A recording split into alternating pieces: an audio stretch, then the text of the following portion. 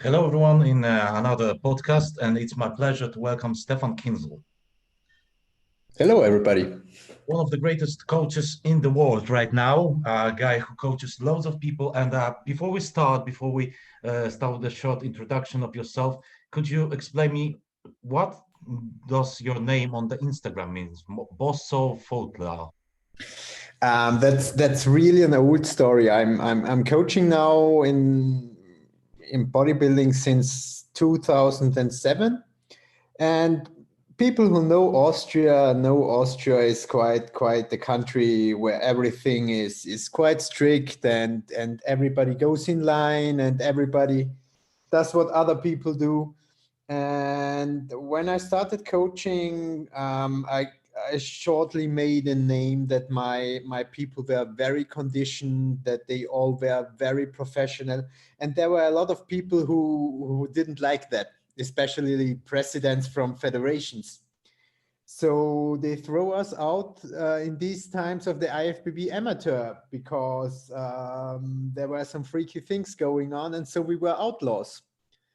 And from that, Oh, that's why it means. yeah, one of my clients said, "Okay, you are boss of outlaw." That's from where I come from. Oh, so it's interesting.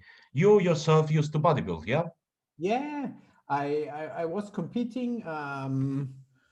Latest competition of mine was in 2013. I started 2005 and 2006, but I never was a good bodybuilder. I just had too many injuries before the sport. I have some diseases which has nothing to do with the sport, which made it really hard for me to develop a physique I would like to see. So after my first competition seasons, I realized that I'm definitely not that bodybuilder I want to be. But like always in life, I strive for perfection, or I strive for really getting the best possible. And then I saw that I'm much better in coaching other people than actually being a bodybuilder by myself. And that's why I finished competing. And when I think back, yesterday I thought I really had a very remarkable experience in my life with Polish bodybuilding. Oh, Because when I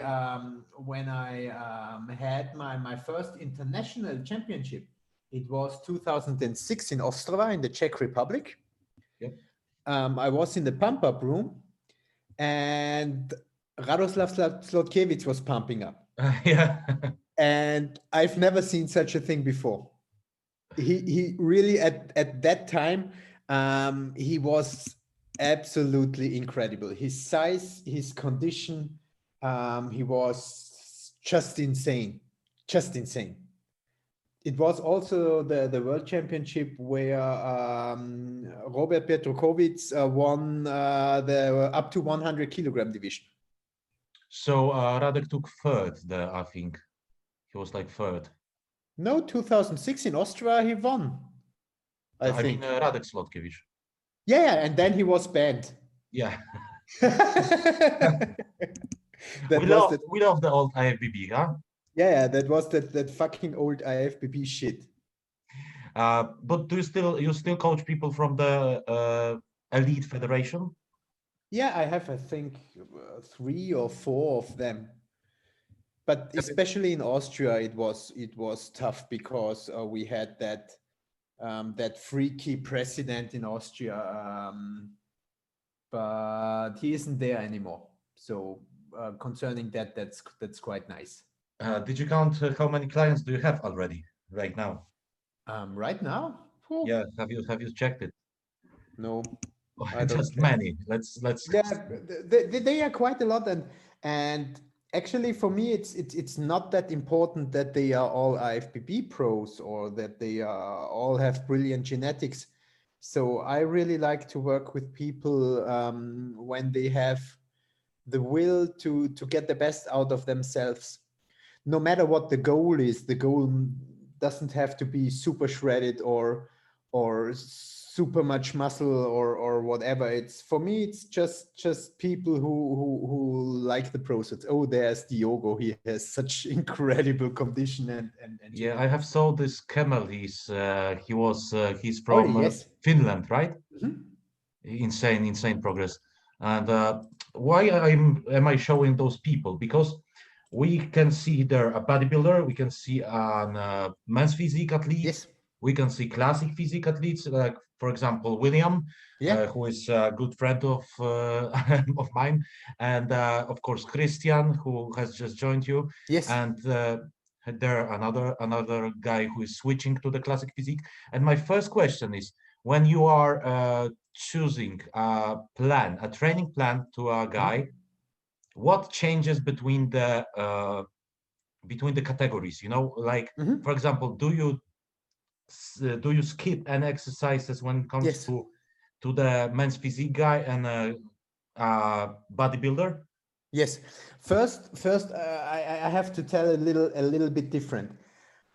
There's also a difference between, do you have the overall mass which is needed? So if you don't have the overall mass, you also need exercises who build that mass. So you need those heavy compound exercises. You need squats, you need heavy barbell rows, you need deadlifts. You need all that heavy stuff to develop that immense muscular physique. But when it comes to different classes like classic man physique or open class bodybuilding, there is the strategies are absolutely different. So the strategies are different between food, also supplementation, but also the training. For example, an open class bodybuilder, he will always have, except he has some health reasons for not doing that, he will always have deadlifts, barbell rows, heavy T-bar rows, standing military press, all those heavy compound exercises to build up that dense, thick muscle in his plants. When it comes to classic physique, or when it comes to man's physique, where those tiny waists are a really important, or in these days, nearly the most important point in judging. So that V taper, I always have a training strategy which absolutely minimizes stress on lower back, and maximizes the stress on the target muscle group, like lats, upper back. So machine training or isolation workouts for those categories are much more important than for open class bodybuilding. For example, if you see the quarter turns of a man's classic physique, or even of a figure girl or a woman physique, or man's physique guy, if you have too thick lower back muscles, Yeah. too thick eratospine, your waist won't be that slim from the side. Right. And that's a factor where you actually, it's from the health perspective, it's bullshit, because you don't build the most stable core you could build, because you need a different symmetry. Yeah, but let's be honest. When it comes to the bodybuilding, there is a difference between being a champion and being healthy. There are Yes, some. absolutely. We have Yeah, to. you're right.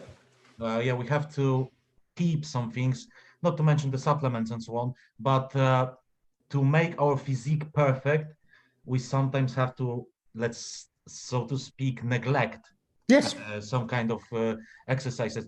But when it comes, for example, when I am a bodybuilder, open bodybuilder, I have all the mass needed. Let's take it into consideration that, let's imagine that I have all the mass that is needed, and I want to work on the detail. Do I still keep those exercises like deadlift, squat, some kind of variation, of course, but or shall I just train use the exercises that keep my that won't make my waist grow more? It definitely depends on the body type you are, and how thick, for example, your side abdominals are, or your thick your lower back. But on the other side, when you hit a double bi from the rear, and they are thick thick lower back muscle. That's just beautiful and just good. So I would in my idea of bodybuilding, I would keep that in, even if the midsection gets a little bit thicker in an open class bodybuilder. Because I think for overall muscular development and for dense muscle, those are exercises who really have a benefit in the all overall physique. When speaking about the exercises, do you really believe that some exercises can enlarge your waist frame, or is it just because let's look at the Bumstead, for example. He squats heavily, he deadlifts heavily. Yes, yet his waist frame is still like a baby's. Let me tell you, let me bring you an example. If you squat perfectly, okay, your upper body stays straight, okay, and you're going down perfectly because you have the mobility in your hamstrings, everything clicks and is perfect, it won't make your waist grow. But 90% out there are not squatting perfectly. They squat a lot with lower back movements, for example. And then muscles will grow because your core has more active work to do and not only stability work. So that really depends on how perfect you can execute an exercise.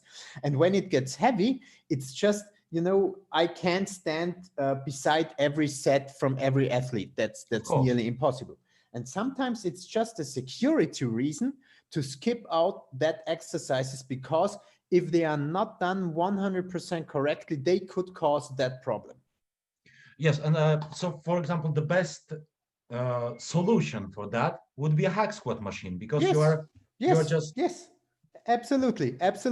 Or a good V squat machine, or even a pendulum squat, or squat in a Smith machine could be a good solution. Yeah. On the other side, because you are talking about the squat is for me one of the best exercises. So if you would ask me, do you need to squat to have incredible legs? I would say no, but you must be able to do a perfect squat to develop it. So firstly, the squat is for me the perfect exercise to have a check if you are able to activate your hamstrings, your glutes, and your quadriceps. And if the mobility is there, for example, if you go down to the S to the ground, and your hip is drifting forward, I immediately see that your hamstrings are too short, and you will never develop nice hamstrings. So you have to do mobility work, that the hamstrings get longer and that you can squat S to the grass without hip movement. So the squat is the perfect exercise for me to see where do you have mobility deficits, or where do you have your weak point in the muscle chain. And to develop a perfect leg with nice glutes, nice adductors, nice hamstrings, and nice quads, you need a balanced mobility situation and a balanced situation of the power out of the back muscles. And for that, to evaluate that, the squat is the perfect exercise. If you can squat perfectly, you will build massive legs with every other leg exercise. It doesn't matter if you still squat or not squat. You just will develop that immense leg. You speak so highly about the mobility. Do you prescribe an exercises to improve the mobility to a person, or do you just suggest to visit a physiotherapist or someone like this? For me, if you want to get to the top, or if you take bodybuilding really serious, bodybuilding is about more than just training, food, and supplements. It's also about recovery, mobility, and treatment. So you always will need mobility exercises, which are prescribed by me when I see, okay, there's a mobility problem in the movement.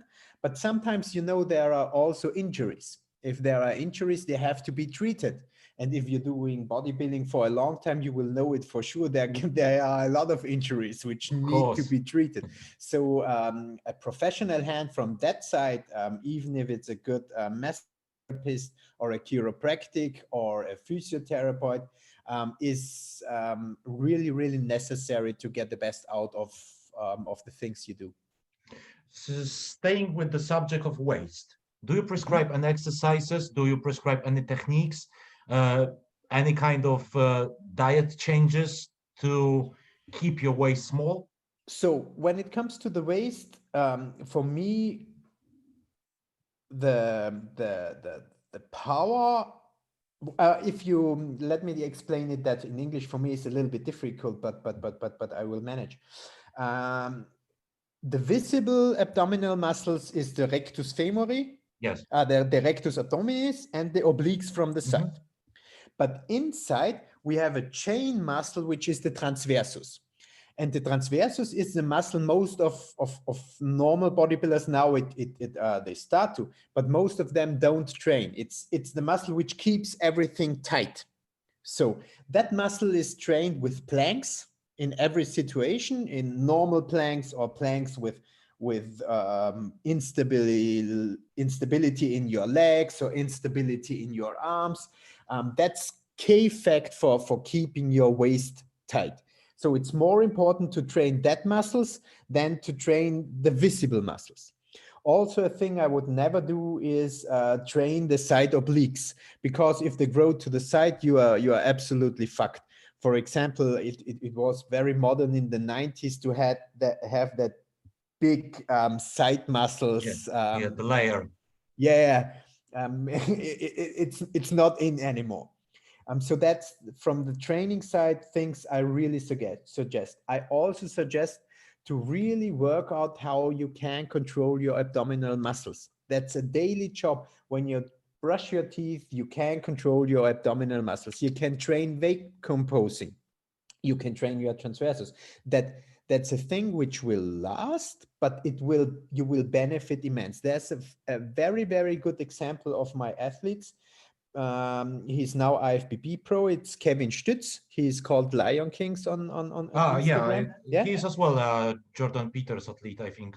Yeah, he's trained by JP athlete also. And we started working together, I think, in 2013. And back then he had really a waistline from hell. He had such a big belly, and it was such an awful thing. And now that's a picture of his off season. He has such an incredible stomach control. His transversus is on point. He can do a vacuum. He put so much work in that.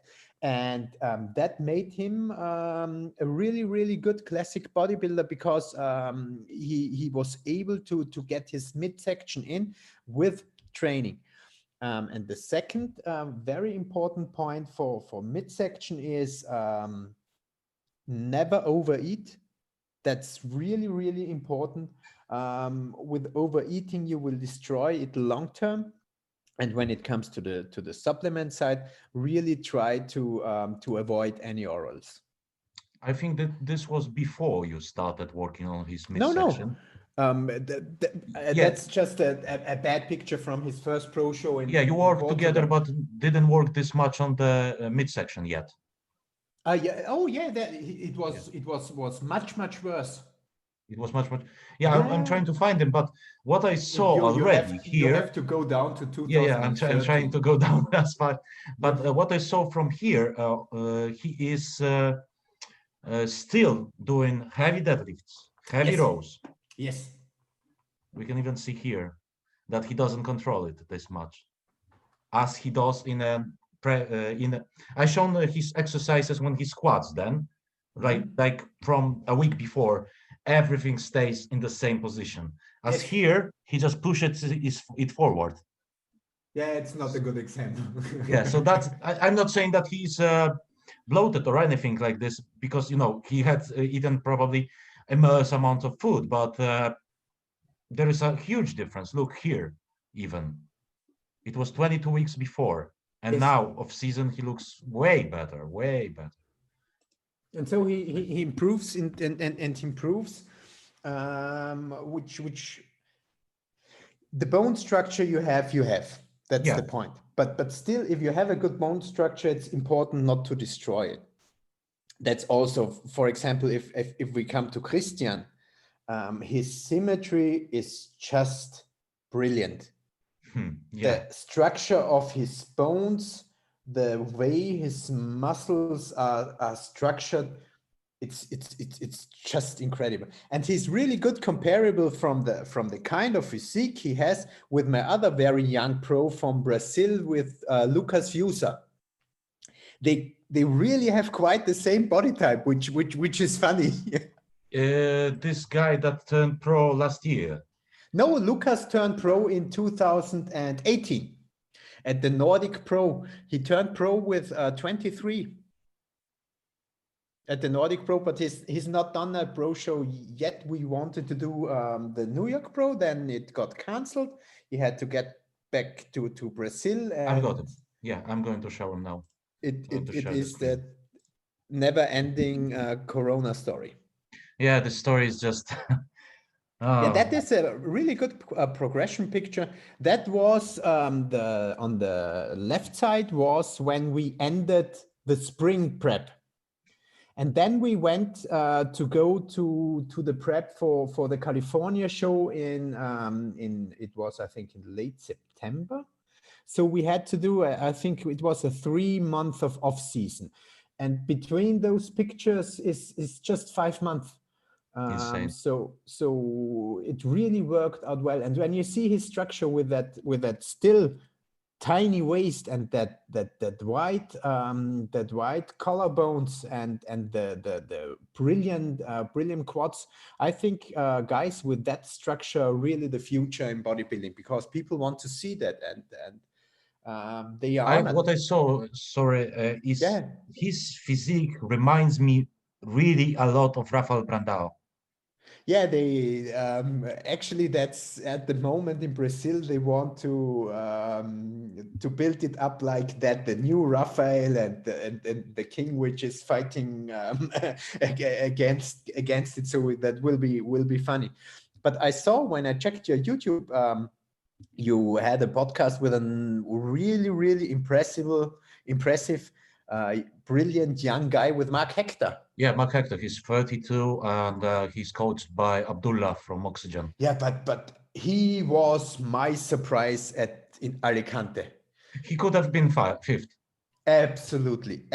Because if you be honest, none of them did the 100% job except Mark Hector. When it comes to the conditioning, and when it comes to the condition and the package which is possible for the athlete, for current physique, yes, just Mark Hector was 100%, and I always love people who come in 100%. He still needs to have bigger legs, some more back muscles, but he just brought an insane package to this stage. It was incredible. But we both know that it's just a matter of time that he turns into. Yes, absolutely. So I'm a big fan of that guy. It's really cool. Yeah, and when it comes to the digestion itself, how could an athlete improve? And are you I already know the answer probably, but are you a guy that keeps your athletes leanish in off season, or do you just let them a little go? Most of the time I keep them leanish. It depends a little bit on the body type, and it depends also a little bit how long do I work with them. You know that guys who can lose 20 kilograms like that, but not everybody is like that. So I try to keep them leaner. For me, it's a really important factor to get known which food the athlete digests really well. For example, there are the oatmeal guys. I always was an oatmeal guy. I digested oatmeal brilliant. If I ate rice, I wasn't able to go to the toilet. So for me, rice was poison and oatmeal was brilliant. Most of the time it's different, for example. So that's the first factor. Second factor is, for me, I really try to not give too much meat in my plans, because meat sometimes is really hard to digest. So for me, there's a maximum of meat, even if you are a super heavyweight, especially in the off season. about 750 to maximum 1 kilogram. So 750 a day will be most of the time the maximum. I try to, I really like to work with supplements when it comes to a whey isolate, because it's so easy to digest. So from the carb side, you have to get known which carbs you digest best.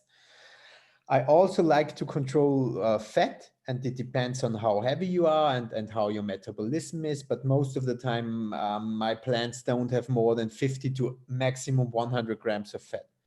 Protein, I try to cut off a little bit the meat to get to more easier digestible protein.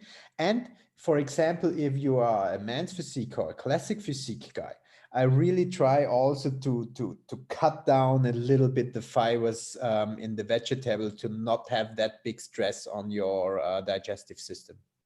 What's your opinion on dairy? I know people who digest it super good, and so they eat that in off season. Not big amounts, but for example, a Greek yogurt before sleep time, or a skier before sleep time, or we in Austria have our Topfen before sleep time, is totally okay when you digest it well. That's a little bit which type of guy you are. When it comes to the fats, what sources of fats would you advise for people? I'm a big nuts lover. So almonds, Brazilian nuts, walnuts, for me are a really good thing to boost, especially that last meal before bedtime. For example, which is not that healthy, but it's a cool thing if you're really not gaining fat, and if you're really try to push calories and get up with the food. I like to use granola as last meal. Oh yeah, lovely. That works out really well. And for sure, I also like in Austria, we have a specialty, which is pumpkin seed oil, which is really tasty and the high quality stuff. I'm not that olive oil fan, because due to its most omega-6 ratio, it's not that positive than nuts or other oils. So I'm not that olive oil fan, but I'm also a fan of whole eggs.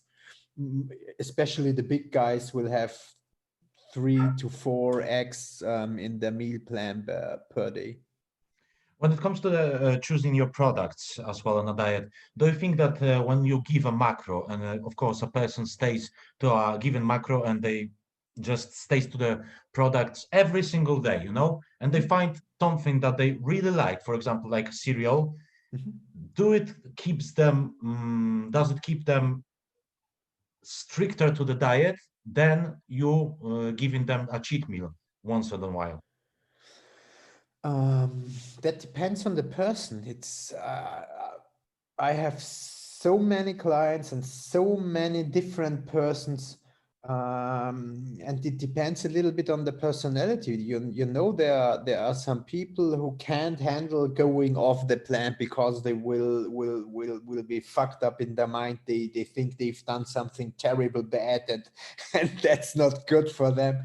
And there are other people who just have to clear their mind from time to time, to forget bodybuilding, that they have that full energy boosts again. So it depends. That's a little bit the psychological question. And it's more about that, how I would answer it, than actually how the meal plan is. When do you still take clients, by the way, or just? Yes, always. If it's an interesting project, I always do. You called it really in a specific way a project, not a client. That's a nice term, so to speak. Because people need a vision. Yeah. And when you apply for a coaching space, they always have to tell me their short and their long-term goals. And for me, that's the most important point. If people are realistic, they know where they stand, you know. If a 70 kilogram guy training 1.5 years is saying next year he wants to be IFBB pro, I'm definitely not the right guy for him. But if that is correct, that long and short time goals, and if it's realistic, I like to work it, and then I see it as a project, because I want to achieve that goals with the people. I wouldn't be myself if I wouldn't have asked you about the project Christian Wolski. How do you expect him to do in the future? I really expect him to win pro shows. That's a huge. That's a, Especially when we come back to Alicante. yes. With a few kilograms of more muscle on the right places, and actually his symmetry is really good. He needs just to grow all over a little bit more chest, yes, delts, but his back is incredible. His legs are really good, and he has that nice symmetry, and that shredded to the bone with a 100% stage ready package, that really can do super good damage, and I'm sure that he could do an Olympia qualification in a not so long away future. Considering that he's a really a young guy, because He's really a young guy. He's a clever guy, you know. That's also very important point. He's asking the right questions. He thinks in the right way. So I'm very positive about that project. I know that I should have asked about it more like your client than you, but what type of coach are you? Are you a coach that likes to work with people that ask a lot of questions, or are you just a yes/no coach? The question coach. I'm absolutely the question coach. For Like me, educate people. because to get 100% out of most people, they really have to understand what they do and why they do it. Otherwise, you won't get that 100%. There are not many soldiers out there who just will follow what you say. So it's more important to work with the clan. It's a teamwork, you know. I need to get the right feedback, and if I would have to say, which is the most problem in coaching for me, is that a lot of people are not communicating.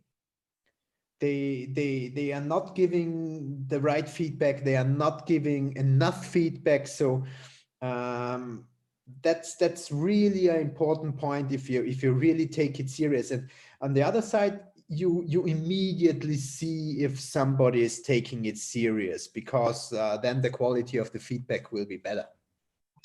I have to ask about the stage presence, because we both know it's the most important. Christian is he teaches people in Poland how to pose, by the way. Do you think that people still neglect the art of posing? Absolutely. And that's not about a posing routine. They neglect the importance of the first until the last second they are on that stage.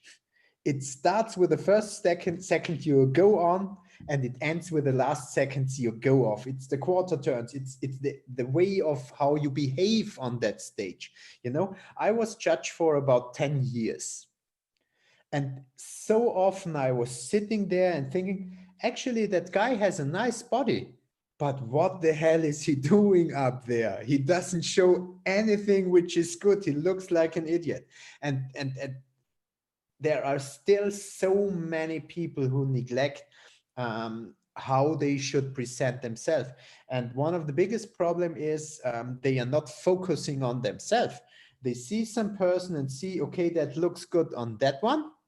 But if they do it, they look like total shit. So people have to start to focus on themselves and really develop the best way of presentation for their own body. Yeah, when I was being coached by Samson Dauda. You for sure heard of him. Yeah. And so his posings, I couldn't really show it yet because I had some problems. But the thing is that what he said is from the first second you get on the stage, you have to behave like the stage is yours. You have to Absolutely. walk proudly. You have to smile. You have to show yourself. If Yes. you are an energetic person, show it. If you are a calm person, show it, but with a little finger, you know? Yeah, no, he's Oh, absolutely right. And I've seen him actually 2 times live competing against athlete of mine. It was the British Grand Prix where he placed incredible. And it was Portugal last year. And he's also very funny.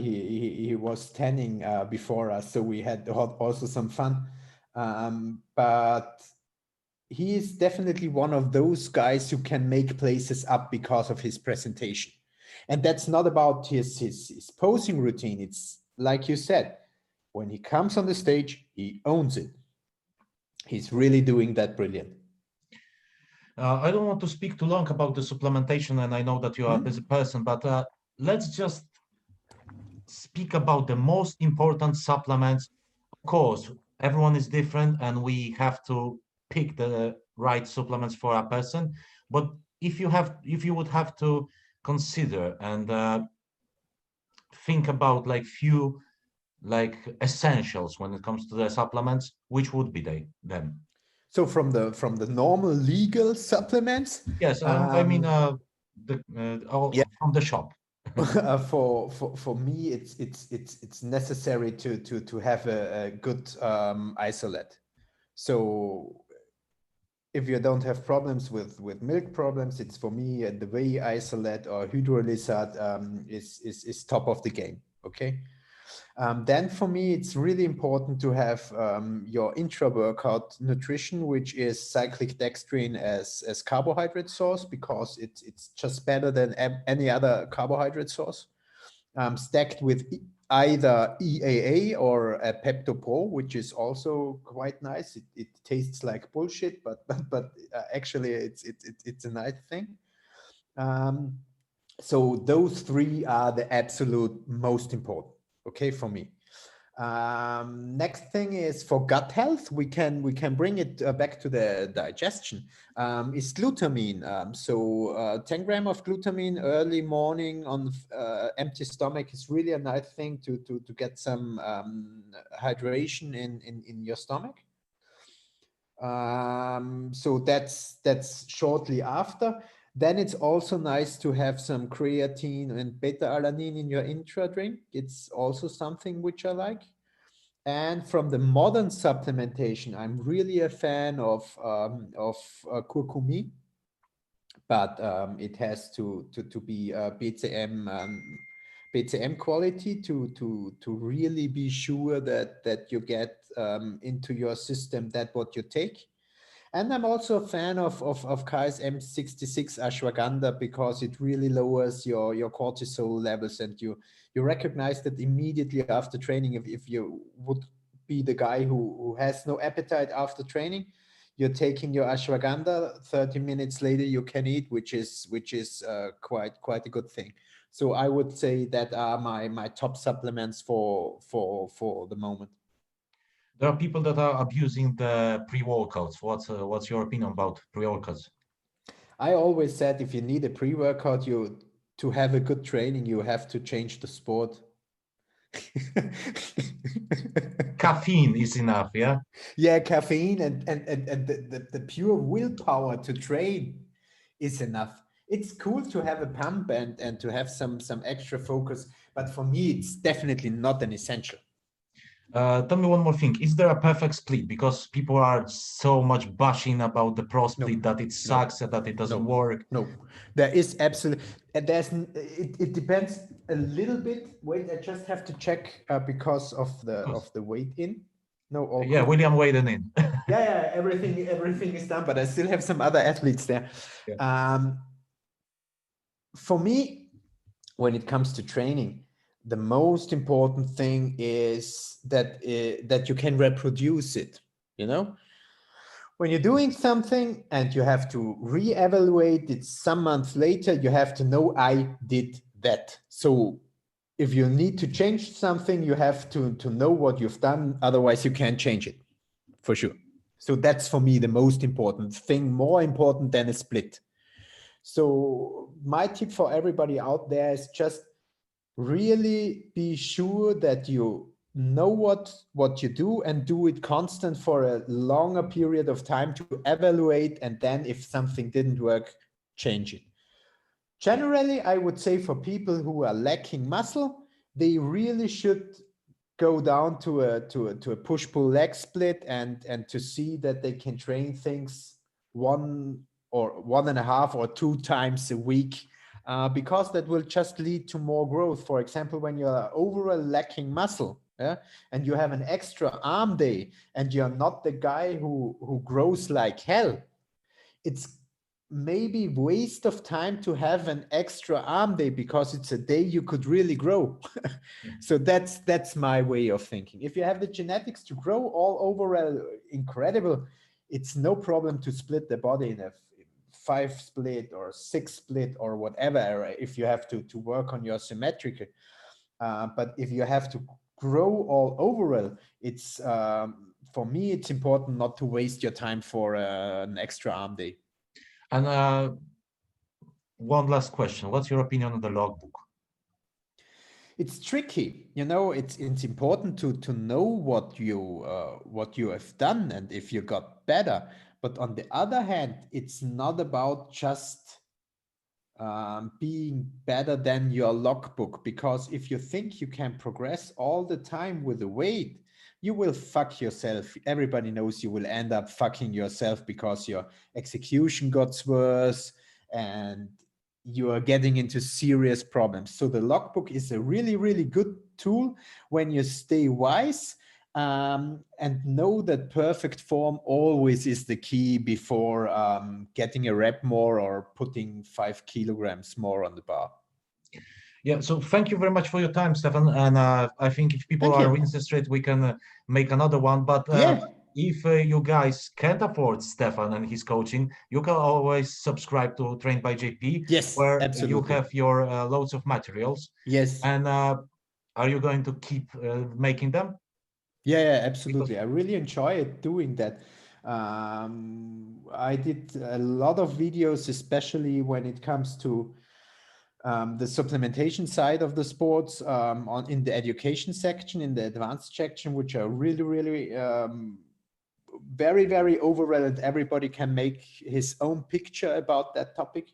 And I have my log where everybody just can ask questions about anything. I'm always willing to ask. And even guys shouldn't be too shame if someone has a good question. Just drop me a message on Instagram. It's totally okay. Yeah, it's a saying that there are no stupid questions. Yeah, absolutely. Absolutely. So thank you very much. Down there, I'm going to, of course, link your Instagram. And if you are interested, as I mentioned, go to the Trained by JP and visit and watch Stefan's materials, because they are really a base of knowledge. Thank you so much.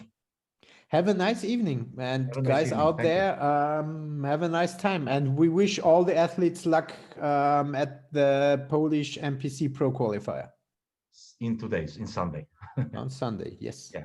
Thank you. Okay. I thank. Have a nice time. Bye.